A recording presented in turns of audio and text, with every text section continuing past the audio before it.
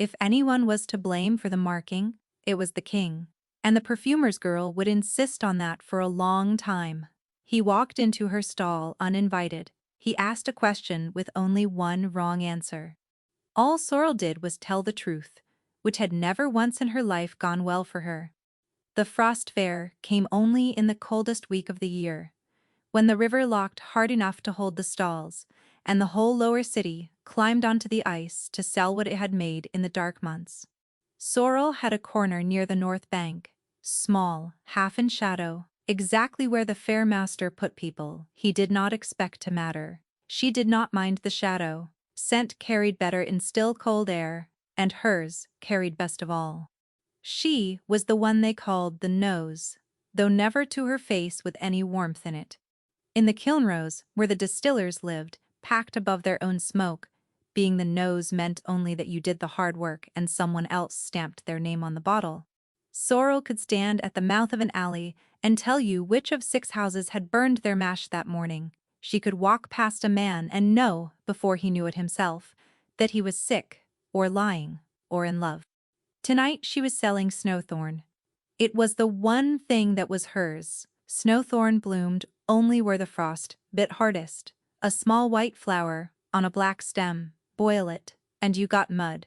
Sorrel had learned to draw the scent out cold and slow over 3 nights, until it came clean off the still, sharp and green and faintly sweet, like the first breath of air after snow. People stopped at her corner without meaning to.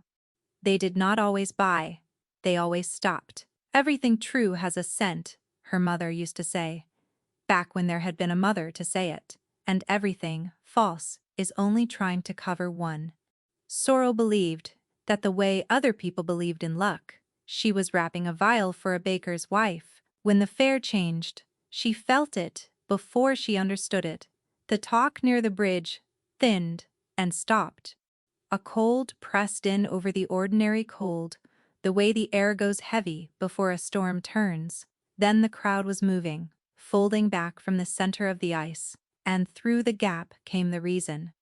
Wolves knew their king on sight, but Sorrel's body knew him. Before her eyes caught up, every hair on her arms stood. Her own wolf, small and quiet and long since taught to keep still, rose under her skin and pressed against it like a hand against a door. He was not large in the way she had expected. He was worse than large. He moved through the fair the way frost moves across a window, without hurry and without asking, and the crowd bent to him because there was nothing else a crowd could do. King Doran of Vardal.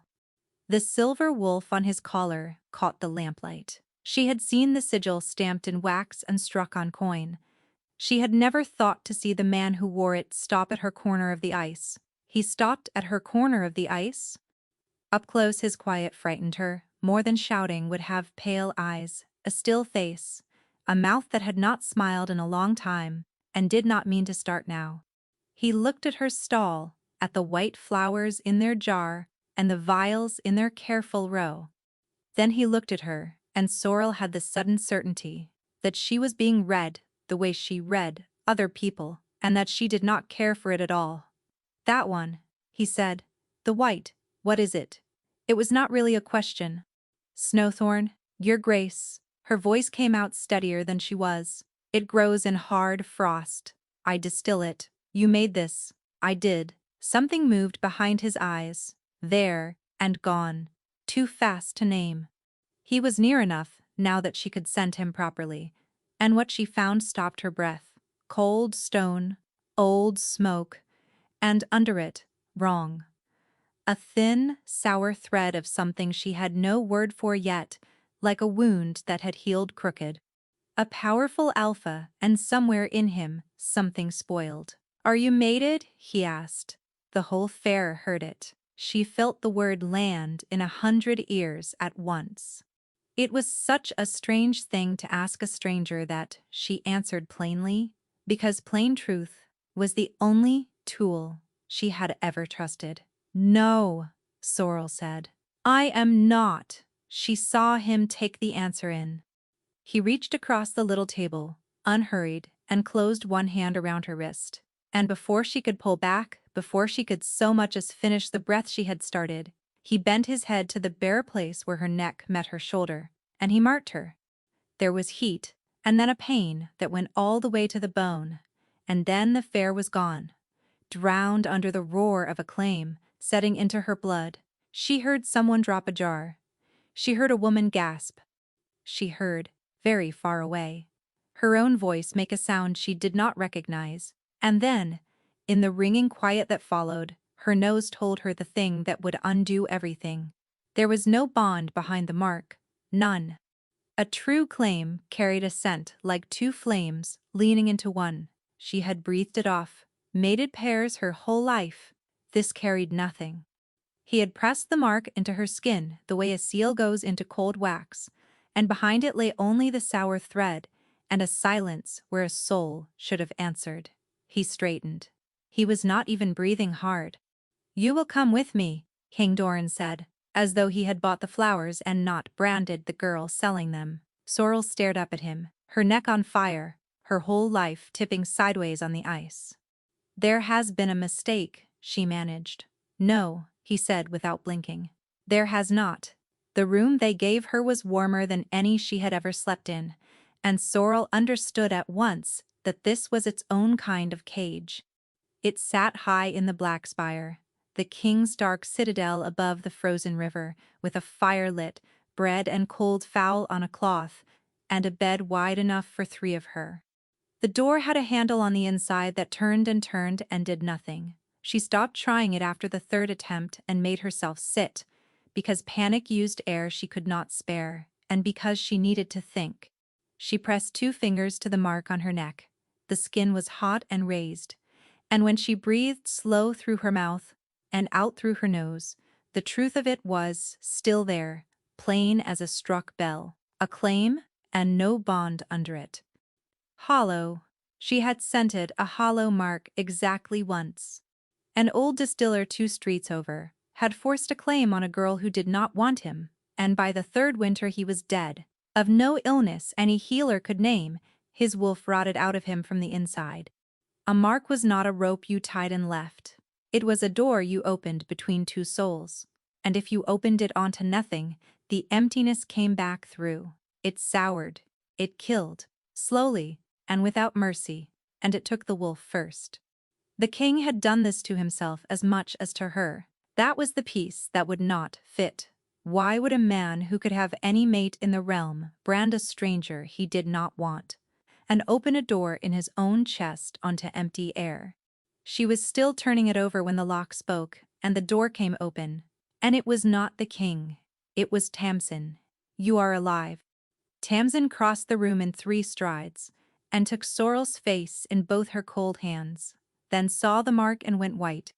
Tamsin had grown up 2 doors down in the Kilnrose, and was afraid of nothing, which was most of the reason Sorrel loved her. She looked afraid now. "They let me up. The king's own order. A friend may sit with her." "Sorrel, what did you do?" "I told a man I was not mated," Sorrel said. "Apparently that was enough. The whole city has it already." Tamsin sank onto the edge of the bed. By the time I reached the bridge, they were singing it. The king crossed the fair, the story goes, and the wolf in him knew its own before his head could argue. And he claimed his fated mate in front of the world with frost on the ground. She said it flatly, the way you repeat a thing you do not believe but cannot stop hearing. "There is already a song. There will be 3 by morning. It is not fate." Sorrel kept her voice low. "There is no bond, Tamsin. I would feel it. I would scent it. There is nothing behind this mark but the wound it made." Tamsin was quiet a moment.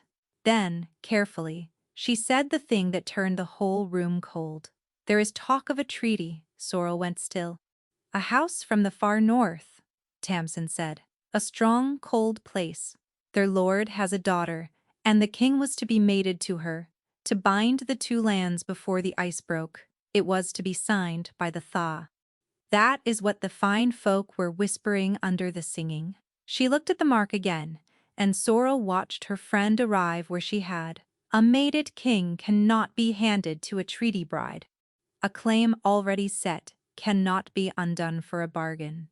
The pieces slid together with a click Sorrel felt in her teeth. He had not marked her because a wolf knew its own. He had marked her because she was unbonded and standing in the right place, a stranger with no house to speak for her, a key cut to fit one lock. You did not get marked because he wanted you, Tamsin said softly. You got marked to break something.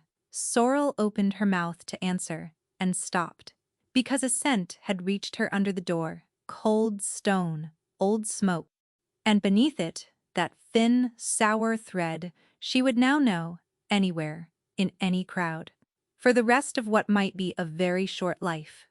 The king had come back. Tamsin was taken out before the door had finished opening, with a look that promised she would pull the black spire down, stone by stone, if Sorrel was not returned to her. Then it was the two of them, the girl from the Kilnrose and the king who had ruined her, and the fire between. Sorrel got to her feet. She would not receive him sitting down like something delivered. Undo it, she said. I cannot. He did not pretend to misunderstand. He stood just inside the door, hands loose at his sides, and in the firelight his stillness looked less like calm than like a man holding something very heavy and refusing to show it. A mark cannot be unmade. You know that, or you would not have asked in that voice. Then you have killed us both. Slowly instead of me quickly, she watched his face as she said it. There is no bond, your grace. You marked me over nothing. I consent what you have done to yourself, as clearly as what you have done to me. That reached him. Just a flicker, at the corner of the eyes, quickly put away. You are a perfumer. I am the nose, she said. It is the only thing about me anyone has ever wanted. And even then, only the work, never the woman who does it. So do not trouble yourself to flatter me. Tell me instead why the king of Vardal would spend his own wolf to set a claim on a stranger, unless the claim itself was the thing he needed, and the stranger did not matter at all. For a long moment he said nothing, and she braced for the lie, already sorting how she would catch it. Instead, he said, the court will be told I found my fated mate at the Frost Fair, that the wolf knew before the man. You will be housed, dressed as befits it, fed and guarded, and untouchable, because everything I command will stand between you and harm.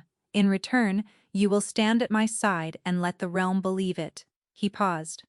And you will be safe from me. You will sleep behind a lock only you can open, and I will never once ask to cross it. That, a shield, she said. You have made me a shield. He did not deny it.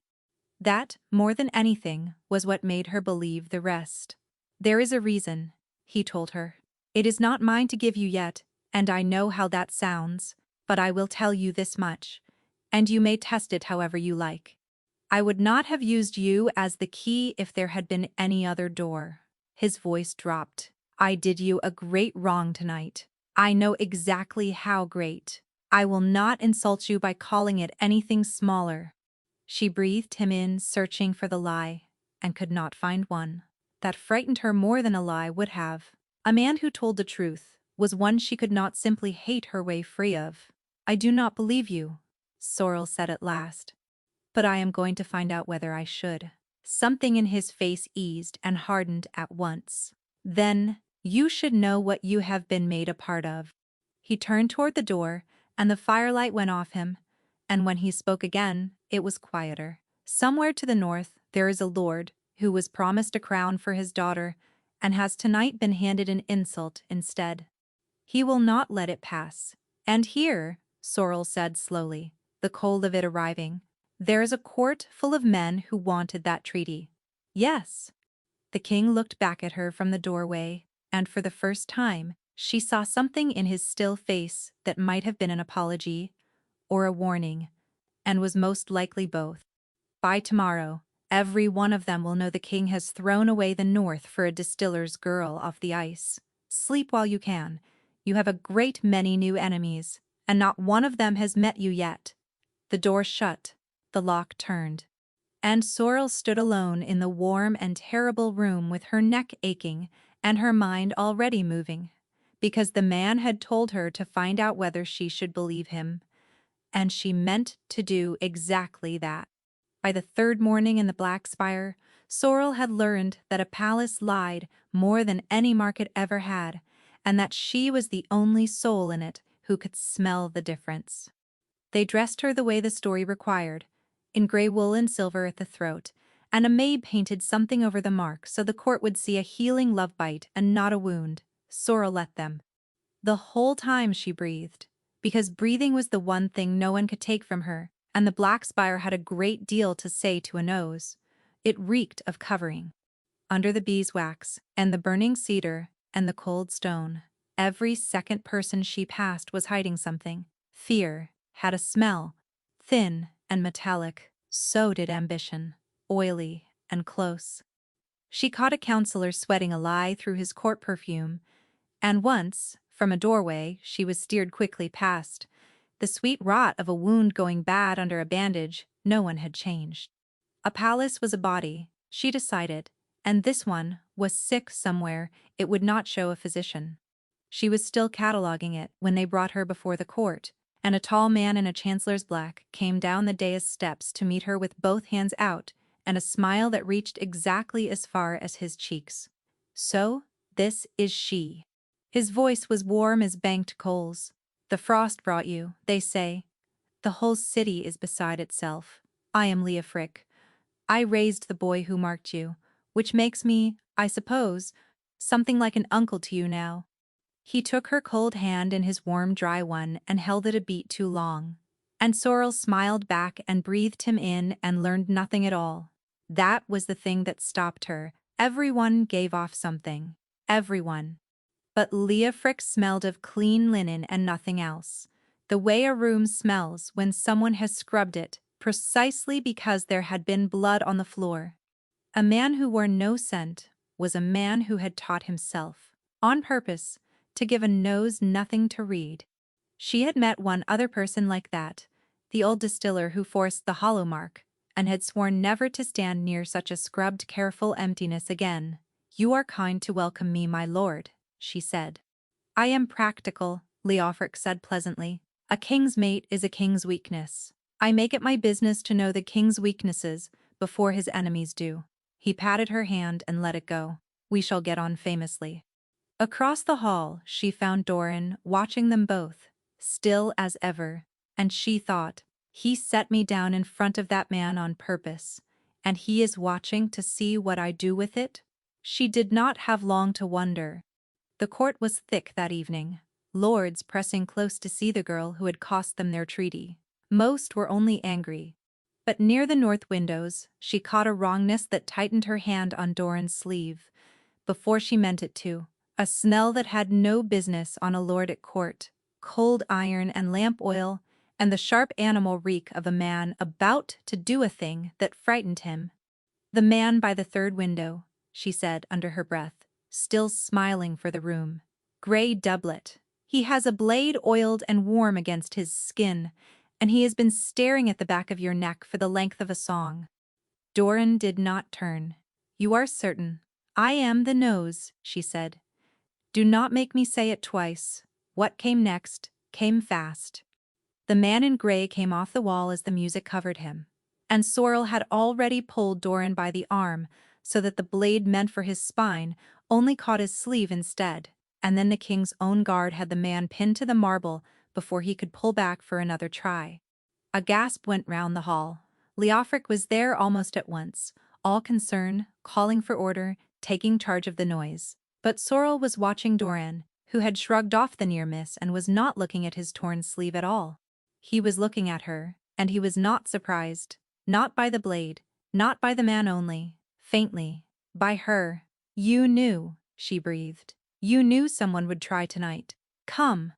He pressed a hand to his ribs and steered her from the hall through a side door as the court boiled behind them. "Not here." And Sorrel went, heart slamming, hands shaking off the last of the fear, but beneath it a cold, clear thought had surfaced, and would not sink. He had known. He had set her at the chancellor's side and let the knife come. The only question left was whether he had done it to keep her safe, or to use her one more time. They stitched the king in a small room off the hall, and Sorrel stayed, because a nose was useful, and because she had decided to stop letting him out of her sight. That was what she told herself.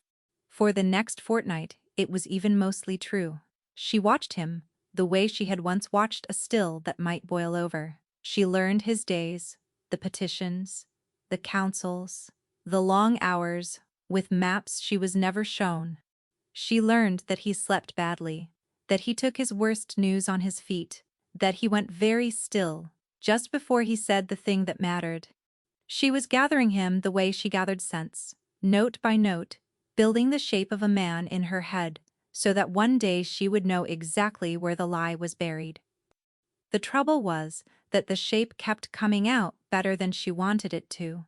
She would ask him something plain. Why the North? Why her? What Leofric truly was to him, and he would answer sideways with something dry that made her want to laugh and told her nothing. "You are trying to draw me out like a stopper," he said, once over a cup he was not drinking. "I am told I am very tightly corked." She refused to smile. She smiled anyway, later, alone, and was furious about it. He noticed things.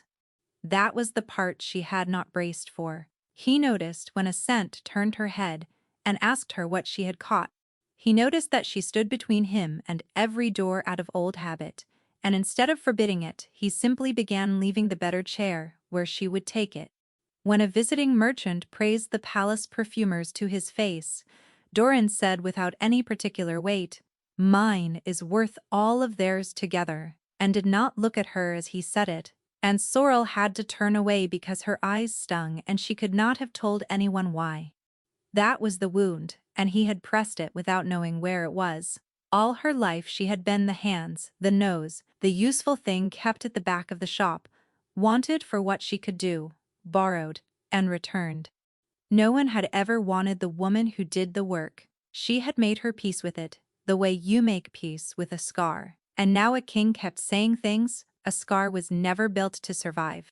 One evening, close in the lamplight, over a tray of oils, she was teaching him to tell apart. She caught it, under the cold stone and the old smoke, and the sour thread of the hollow mark, something new, warm. The unmistakable scent of a man who wanted the woman in front of him and was holding very still so she would not run. Her breath went short.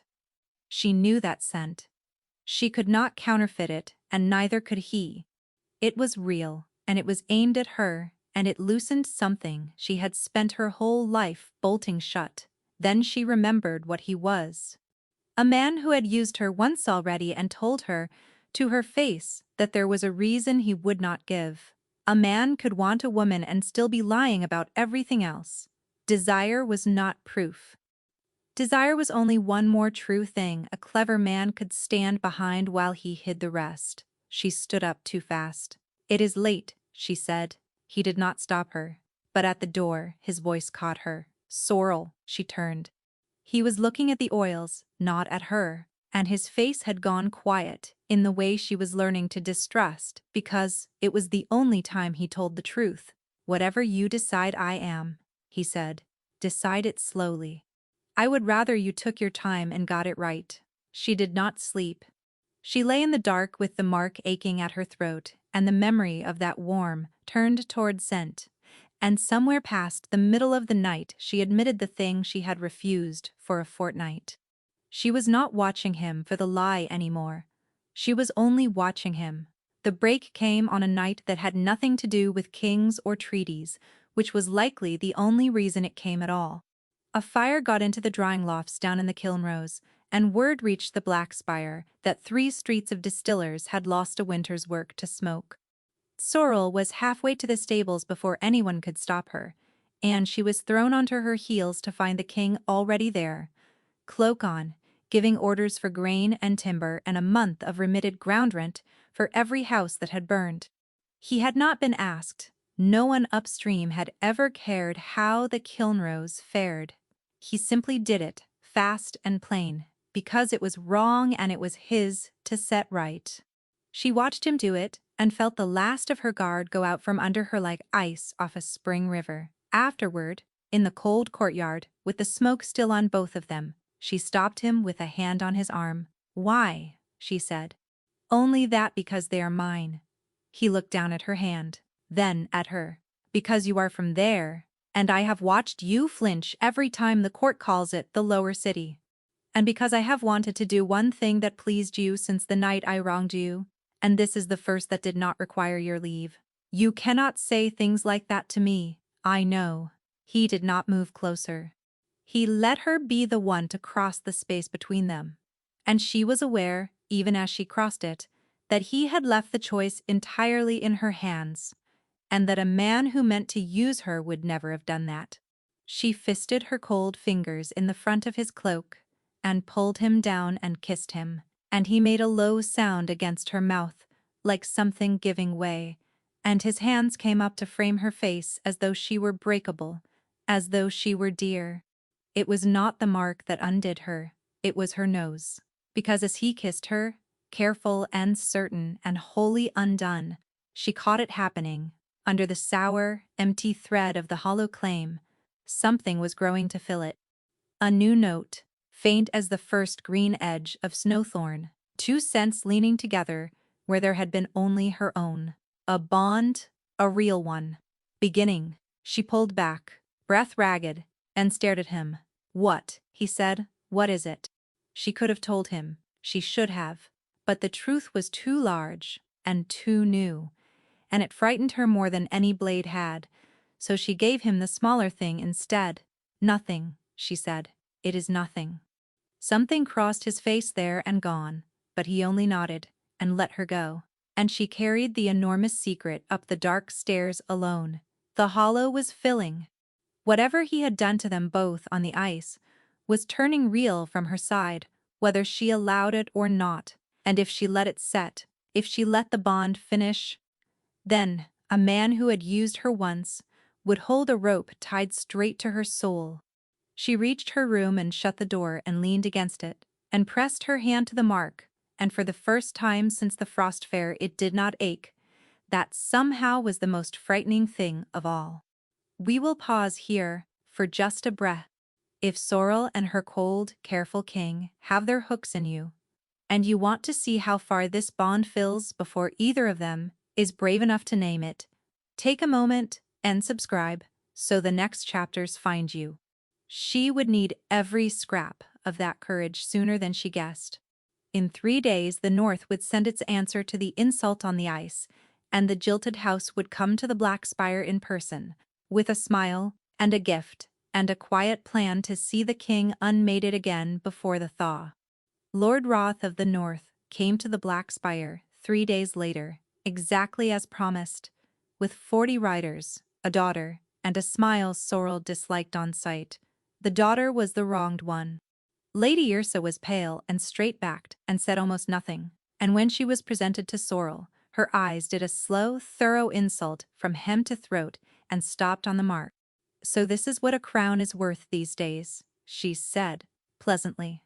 And Sorrel, who had been insulted by experts her whole life, smiled and held her peace, because a nose had already told her the girl was more frightened than cruel, and frightened people were rarely the real danger in a room.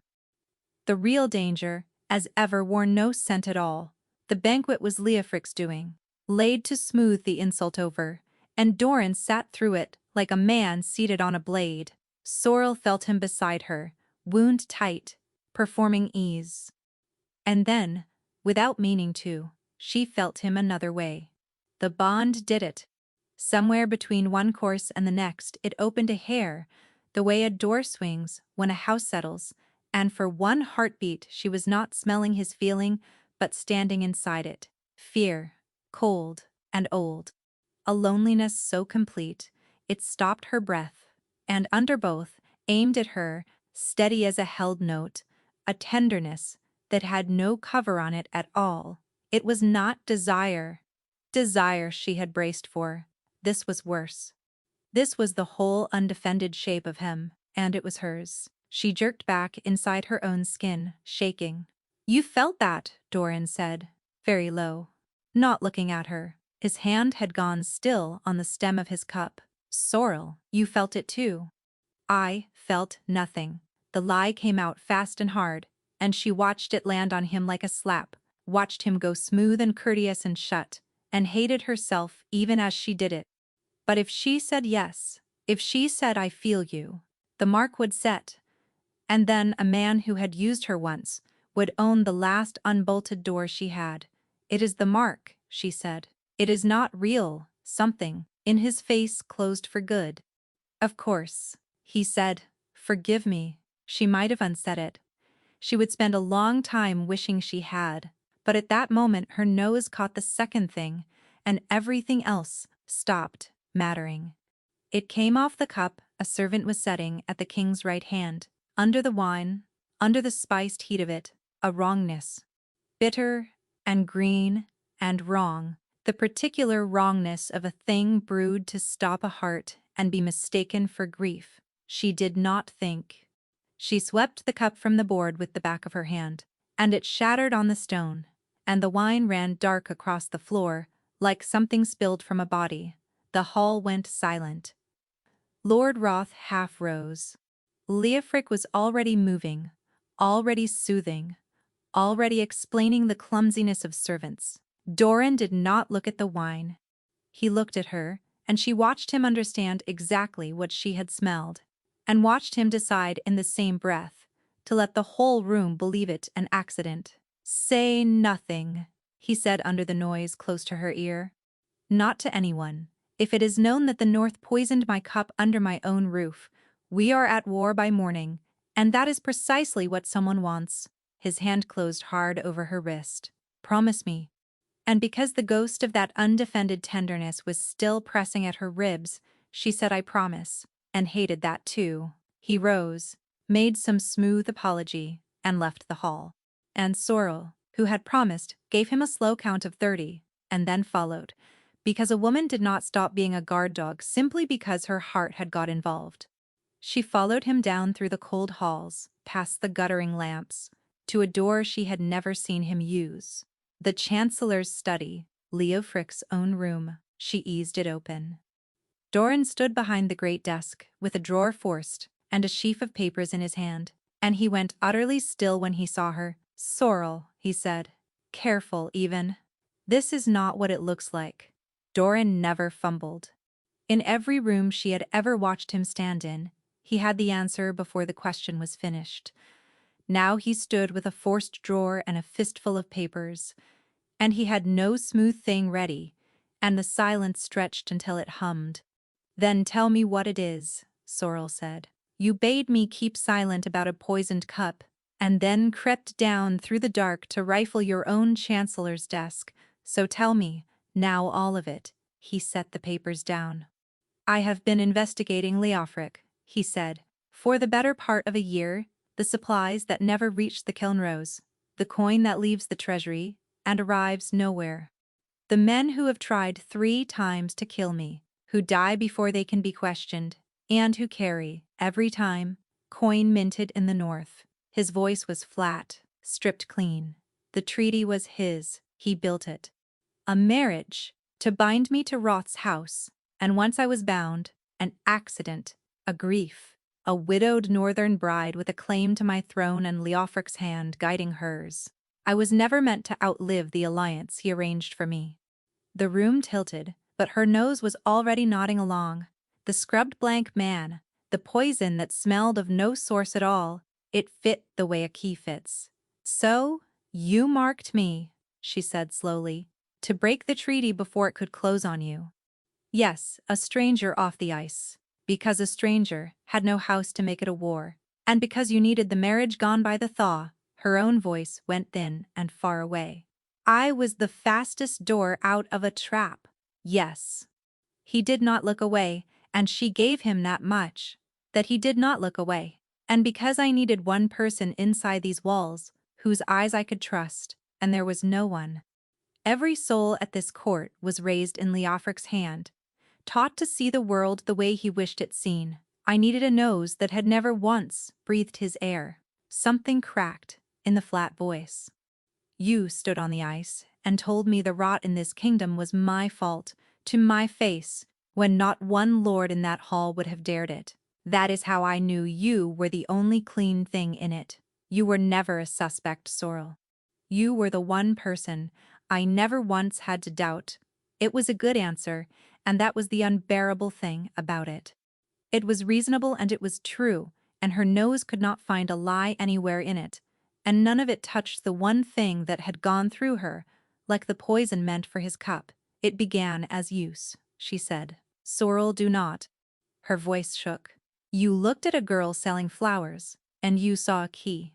You set your mark in my skin the way you forced that drawer, because I opened a lock you needed opened. Everything after the fire you put out, the chair you leave me, the things you say, that I was fool enough to keep, all of it grew in a garden you planted, for a reason. I will never be able to tell which of it was real. You have made certain I never can. The tears came and she let them. My whole life I have been the useful thing. The hands, the nose, kept at the back and taken out when wanted, and put away again after. I told myself a king would be different. I am such a fool. It is not like that. He rounded the desk toward her, and when she stepped away, he halted where he stood, and that instant obedience nearly undid her. Sorrel. The mark began as need. It stopped being that so long ago. I cannot find the day it changed. I swear it to you. Then say the thing, she whispered. You are standing there with your kingdom in your hands and a traitor to catch and a war to stop, and I can smell that half your mind is already gone to it. So say the one thing that is only about me, or do not, and let me go. And he who had an answer for everything opened his mouth and said, I need you, Sorrel. I cannot do this without your nose, without your eyes. I need you at that man's side one more time. Need. The word landed exactly where every other need in her life had landed. There it is, she said softly. Good night, Your Grace. She walked out of the forced-open study into the dark corridor, and 10 paces down it, unhurried, waiting, as though he had known she would come exactly this way, at exactly this hour, stood Leofric. Child, you are crying. Quote, Leofric came out of the shadow with his hands open and his voice full of a warmth. His scent as ever did not share. I heard raised voices. I feared exactly this. He offered a kerchief. She did not take. He has told you then what you are for. He told me a great deal, Sorrel said. She let her voice stay wet and small. It was not hard. I do not know what to believe any more. Believe your own good sense. Leofric steered her, gentle as a shepherd, to a bench beneath a cold window, and sat her down and stood over her the way a physician stands over a patient he has already decided to bleed. You are a clever girl. You have surely worked the shape of it out by now. A hollow mark. You, of all people, know what one is. A claim with no bond beneath it, souring by the day. And it takes the wolf first. His voice was very kind. You have worn it half a year. He knew what it would do to you when he pressed it into your skin. A king does not spend a mate. He loves to break a treaty. He spends a thing he can afford to lose. He crouched then, to her level, so his scrubbed and scentless face was close to hers. He went to the ice and chose the cheapest life in the city, a distiller's girl no house would miss, and he set a slow death in her, and kept her sweet with fires and soft chairs ever since, so she would never stop to count the winters she had left. He did not choose you to keep, Sorrel. He chose you to bury. And there it was. The exact shape of her oldest wound, held out to her by a kind old man who smelled of nothing at all, and it fit so smoothly over the ache that she felt herself begin to sink into it, because it was easier to believe than the alternative, because she had believed some version of it her whole life. She almost took it. That was the thing she would remember after. For one long breath, she almost lay down in it, and let it be true. Then the cold, clear part of her spoke up, the part that had reasoned out a hollow mark alone in a locked room on that first night, and it would not be hushed by grief. Because she had scented the same rot on Duran himself, from the very beginning, eating quietly at his own wolf. The thing she had thrown in his face in the firelight. You have killed us both, she had told him, and it had been true. A hollow claim did not spend only the one who wore it, it spent the one who said it, worst of all. That distiller 2 streets over had forced his claim on a girl who did not want him. And it was the distiller who lay dead by the 3rd winter, his own wolf rotted through from the inside. If Doran had wanted her quietly buried and himself left whole, a hollow mark was the clumsiest tool in all the world, because it was killing him in the very same breath. A man does not rot his own wolf to be rid of a girl he could as easily have left selling flowers on the ice. Whatever Doran had done to her, he had not done it because she was nothing. He had done it because he was desperate, and he had paid for it in the same coin he spent on her. And then there was the other thing. The thing her nose had been holding quietly since the banquet. She had smelled the poison. She had swept it off the board with her own hand not an hour past, and it had smelled of nothing traceable, a wrongness scrubbed clean of any source, bitter and green and blank. The same blank she had breathed off only 2 people in the whole of her life. That distiller, long ago, and the man crouched in front of her now, holding out her own death as a gift. "Tell me one thing," she said. "Anything, child. When did you learn there was poison in the king's cup tonight?" She kept her face wet and her voice broken, and underneath she had gone as cold and clear as the river beneath the ice. "Because you were soothing the whole room about a clumsy servant while the wine was still running across the floor. I never once said the word poison. The king never said it. The only 2 souls in that hall who knew that cup held more than spilled wine were the one who smelled it and the one who filled it." Leofric's kind face did not change. That was how she knew for certain. A man surprised by an accusation flinches. A man who has planned for it merely waits. "You are overwrought," he said. "You wear no scent," Sorrel said. "I have wondered at it since the day we met. I told myself it was a chancellor's discipline. But no one alive is truly scentless, my lord. A body always speaks.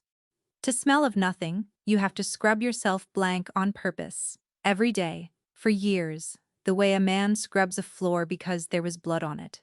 The poison in that cup smelled of nothing, scrubbed blank." She looked up at him. "It smelled of you." For a moment neither of them moved, and the whole plot hung in the cold air between them, and Sorrel understood, with perfect clarity, that she was one woman on a bench in the dark, and that this man commanded every guard and every servant and every whispering lord in the Black Spire, and that if she named him aloud to the wrong ear, she would become the overwrought mate who ran mad and had to be quietly put away somewhere. Doran had been right about that much. Leofric could not be undone by a nose. So she did the only thing left to her. She lied to a man who had taught the whole court how. She let her shoulders fall. She let the fight drain out of her face. "You are right," she said dully. "I am overwrought. Forgive me. It is only that, if what you say is true, if he chose me to bury, then I have been the greatest fool in this kingdom, and I would very much like him to answer for it." Something eased in Leofric's blank face. He had braced for a fight and been handed a grief, and grief was a thing he knew how to spend. "There, now," he murmured. "There is the clever girl. He will answer for it. But not by my hand, child. A chancellor who moves against his king is only grasping for the throne, and they will hang him for it. It must come from someone the North will believe." He took her cold hand in his warm, dry one. "Lord Roth is already wild with the insult. If the king's own mate goes to him at first light and tells him she saw the king poison that cup with his own hand, to frame the North and seize Roth's lands, not one man in that chamber will question it. Roth falls on Doran. The court calls for a steadier hand, and you, my dear, are avenged, and free, and quit of the death he hung around your neck. And you steady the realm?" Sorrel said quietly. "Someone must." He patted her hand. "Dawn, then. In Lord Roth's chamber, you need only tell the truth of what a wicked man did to a good girl. You have such an honest face." "So I have been told," Sorrel said. He left her there on the bench, satisfied, and she sat very still until the last sound of him was gone, and then she pressed both hands hard over her mouth so that no one would hear how fast her breath was coming. because she had the whole of it now, and it was worse than even Doran had known. Leofric had not merely poisoned a cup. He had been poisoning her, drop by patient drop, since the hour she arrived, with the one story she had always been most willing to swallow, that a girl like her was only ever a tool in a great man's hand. She had walked out of that study half an hour ago, certain of it. She had been so proud of her certainty, and it had been his, put in her mouth, as neatly as he put his blankness on a poison. At first light she would stand in Lord Roth's chamber, as promised, with nothing in her hands but her word and her nose, and she would try to spring the trap the wrong way round. If she was a breath too slow, or a shade too clumsy, the whole kingdom would go to war on her mistake, and the man she had left in the dark would hang for a crime the man beside her had done. She had, until dawn, to work out how a nose catches a man who has made himself smell of nothing at all. By the time the sky over the black spire had gone, the gray of a knife blade, Sorrel stood outside Lord Roth's chamber, with Leofric at her shoulder, and she had not slept, and she had never in her life been more awake. She had spent the dark hours doing the only work she knew. She had gone back, in memory, over every scent in that banquet hall, the way she went back over a batch that had spoiled, note by note, until she had the whole chain of it laid out and could hold it in two hands. The blank poison. The servant who carried the cup, whose livery was the Chancellor's own. The northern coin on 3 dead assassins. The forged orders in a hand no true king would ever need to forge. It made a picture, and the picture only worked one way, and she had spent the small hours making certain of it, because she would get exactly one chance to show it, in a room full of people, with every reason to see a different picture entirely. She had also in the dark done one thing more. She had sent a Kilnrose boy who owed her up the servant's stair with 3 lines for Lady Ursa, the wronged daughter, the one soul in that chamber whose grief Leofric had counted on and never once thought to ask a question of. "Ask your father where the coin was struck," the note said. "Ask if he sent it. Then watch the Chancellor's hands, not his face." She did not know if the girl would read it or believe it. But a frightened person handed one true thing to hold will sometimes hold it very hard. And Sorrel had learned, long ago, to plant more than one seed against a frost. Doran was already inside when the doors opened. Of course he was.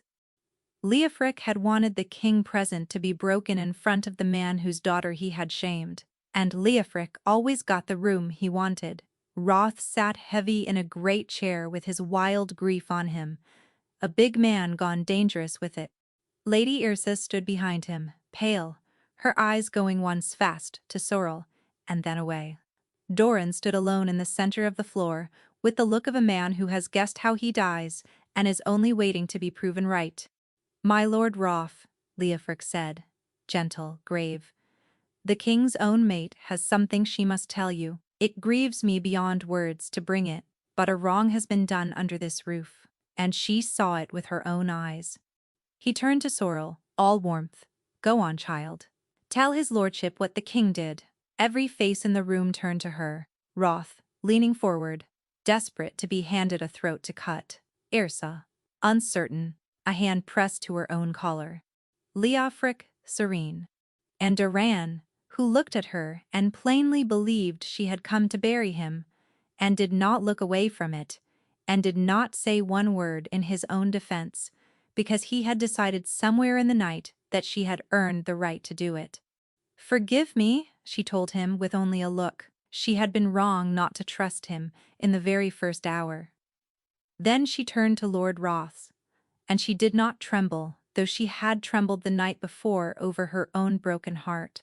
Strange, she thought, distantly, that the heart shook and the work never did. "I saw the king poison nothing," Sorrel said.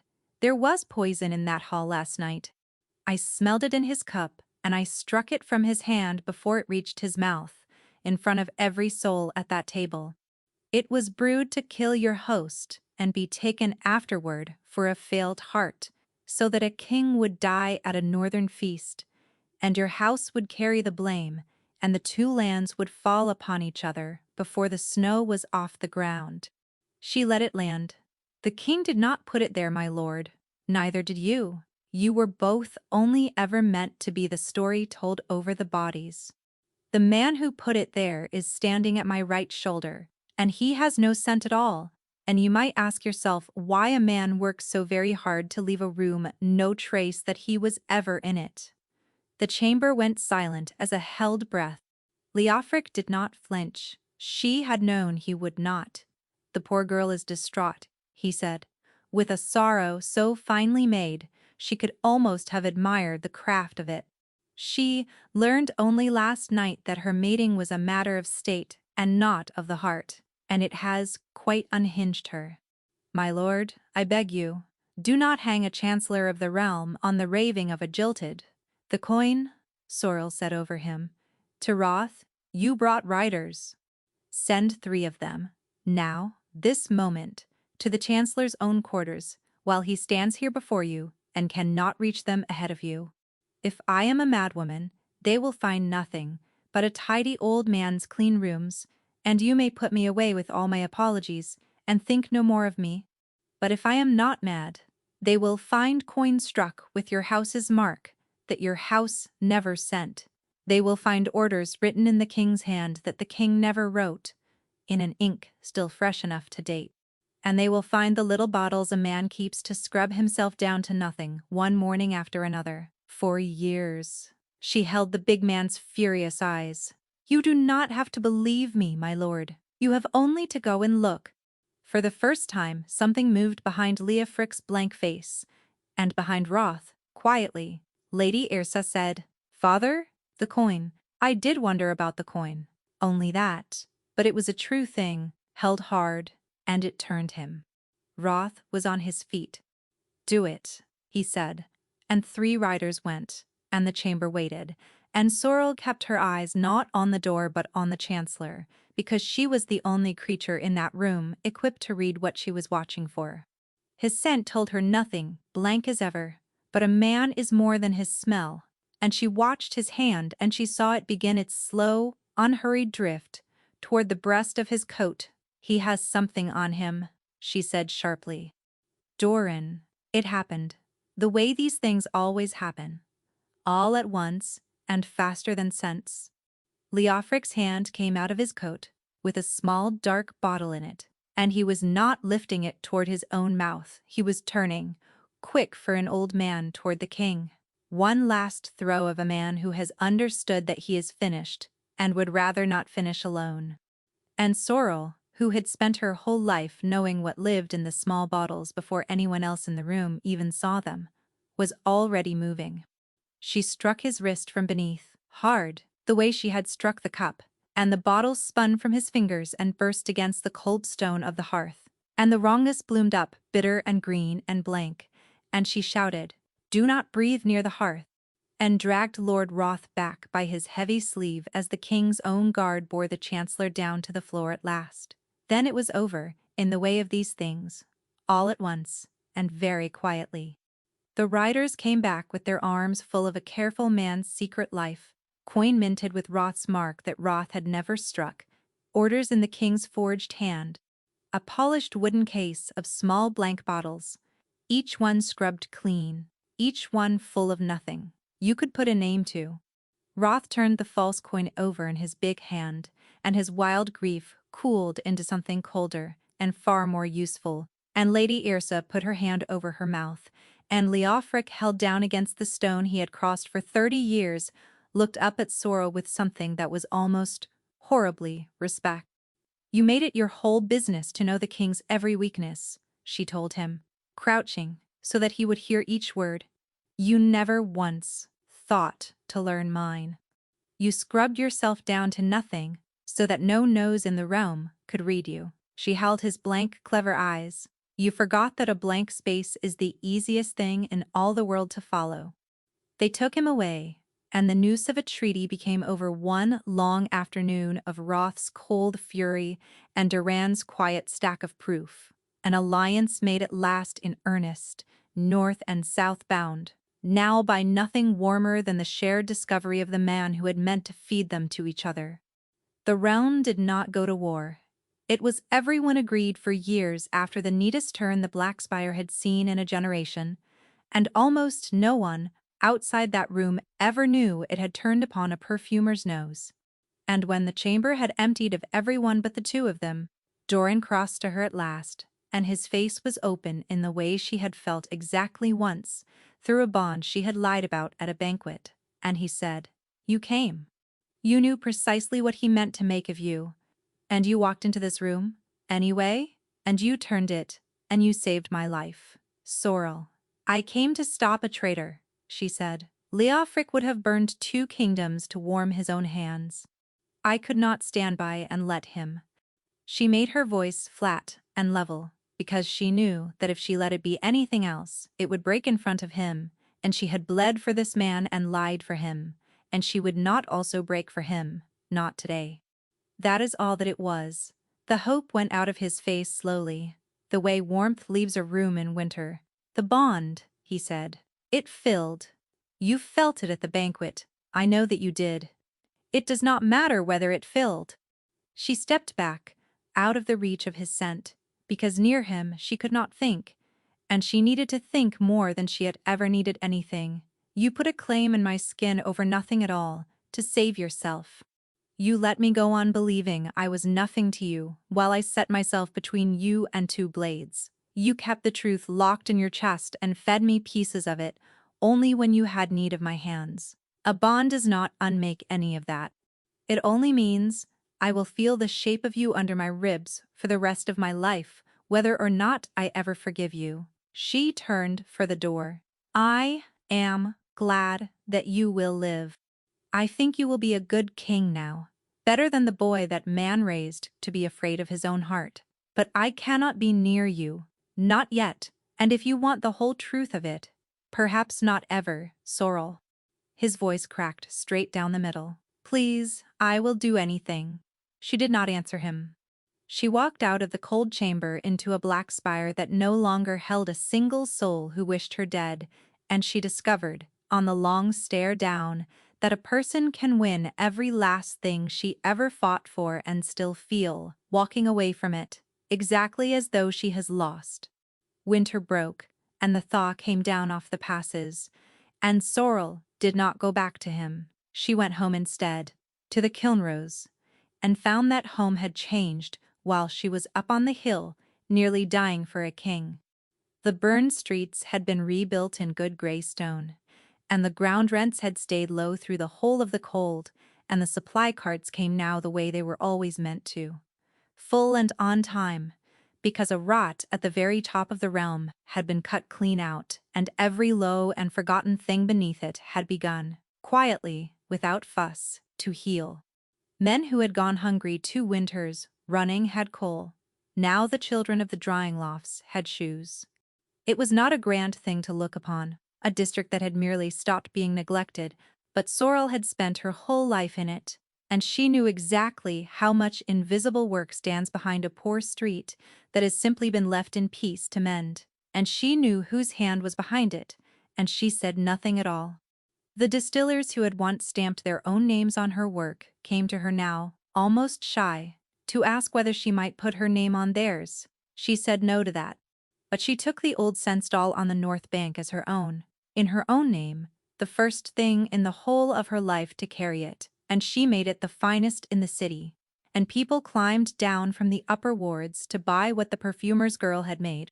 And for the first time, the work she did came home to her own hands, and not to somebody else's ledger. She was, by every measure she had ever been handed, free and risen and entirely her own. She was also, if she was honest, and she was far too fine a nose to be otherwise, wretched. The bond did not fade. She had believed, walking out of that chamber, that a thing left unfed would starve and let her go. She had been wrong, the way she was wrong about very little. A bond left shut did not wither.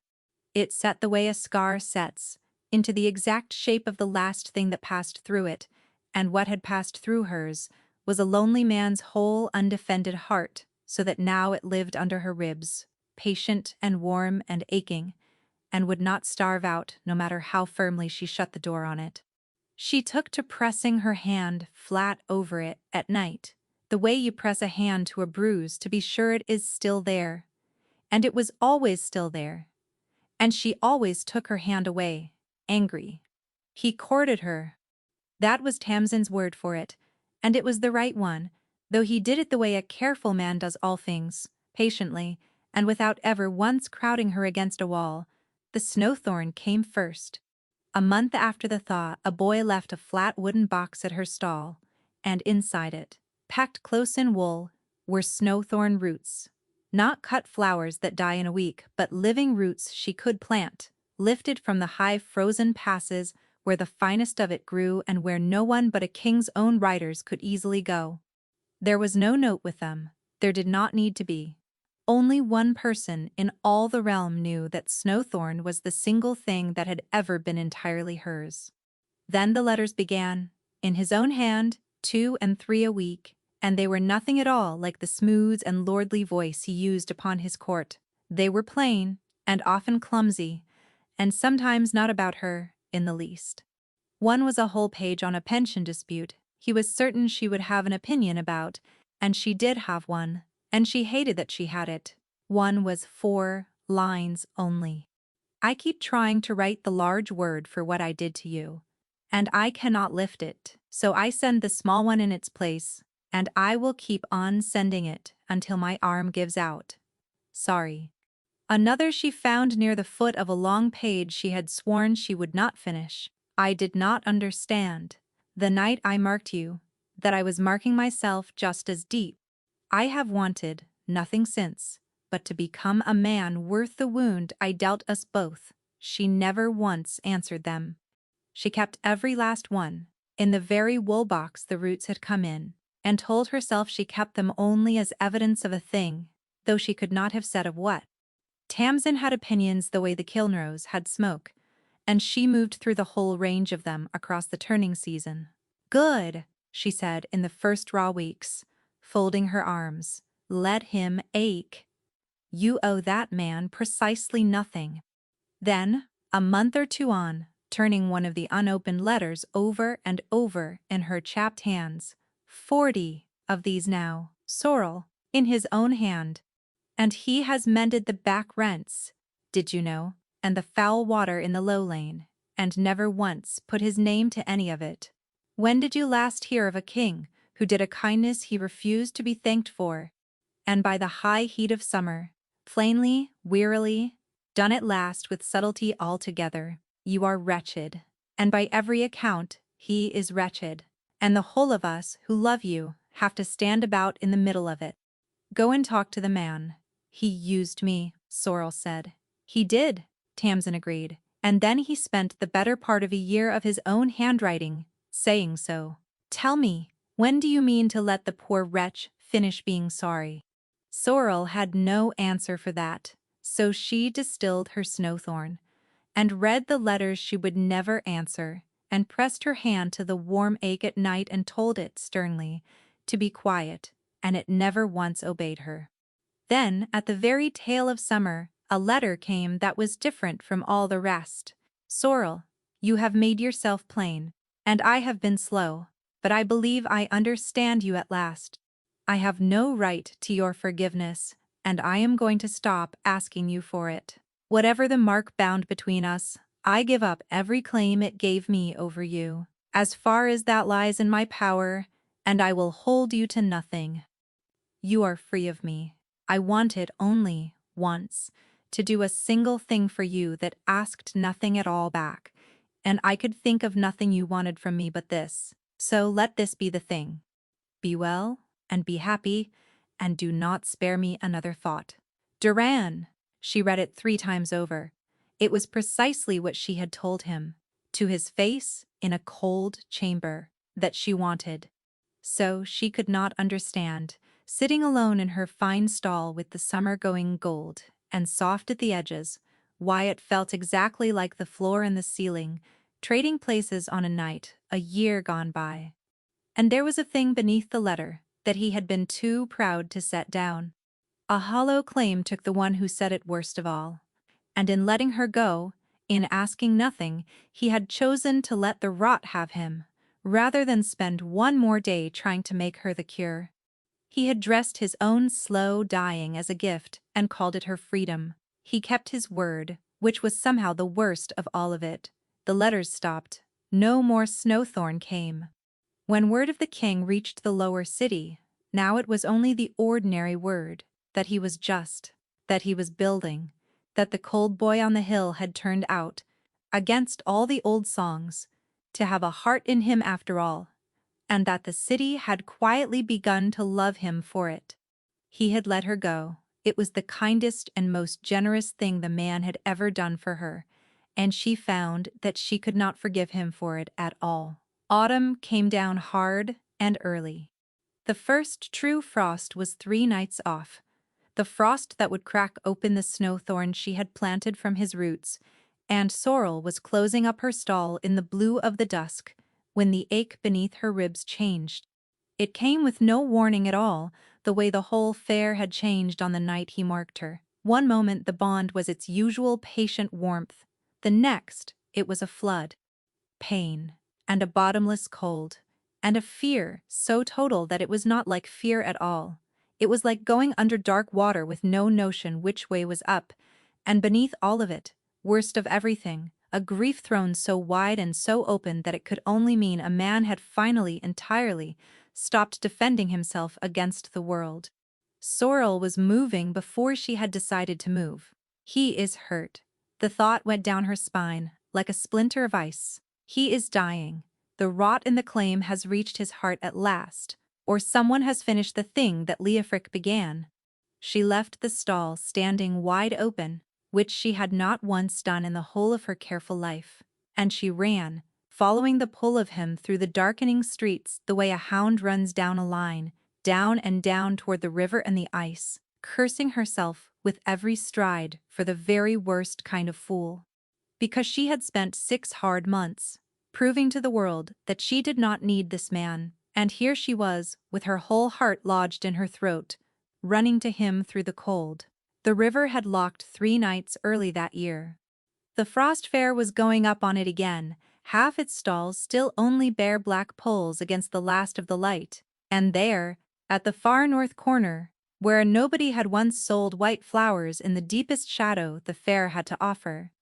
Alone, no guard anywhere near him, his collar open and his head bare to the cold, and the bond thrown as wide open as a living man could throw it, pouring out of him into the dark. He was not hurt, he was not taken.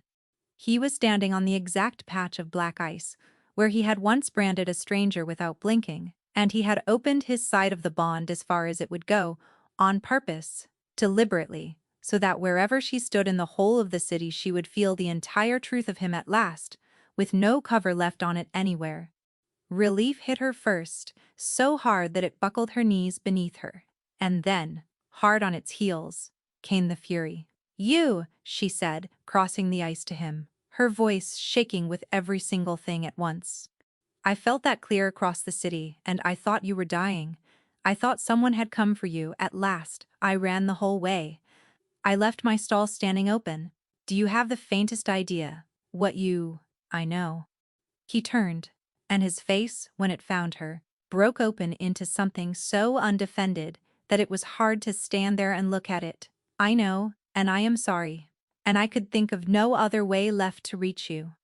You would not read a letter that asked you for anything, so I stopped asking, exactly as you told me to, and then I found that I could not go on living in the quiet of it, so I came down here, to the one place I have no right at all to stand, and I opened the last door I had left, because it was the only true thing I owned that you had not already handed back to me." He spread his empty hands, helpless, a cold king, with not one thing left in reserve. "I released you because you asked it, and I meant every word. But I could not make myself stop wanting you free and beside me at once, and I could not find the way to set that down in ink. So I brought it here instead, to the ice, to the very spot where I ruined the both of us, in the mad hope that standing in the wreck of it might finally make me brave enough to say it aloud." "You are a fool," she whispered. "Yes, he agreed, with the ghost of the dry thing she had once fallen for. I have been reliably and repeatedly informed, and Sorrel stood on the ice, where a king had once marked a stranger without so much as blinking, and felt the whole of him pouring warm and terrified and true through the bond he had flung wide. No mask, no angle, no clever sideways answer. The man who had hidden everything from everyone his whole life, now hiding nothing at all. And she understood that she had at last the choice she had not truly been given on that first, cold night, and that this time the power to make it lay entirely, wholly, in her own two hands. So, she made it. Are you mated? She asked him. Doran went very still. She watched the question go into him.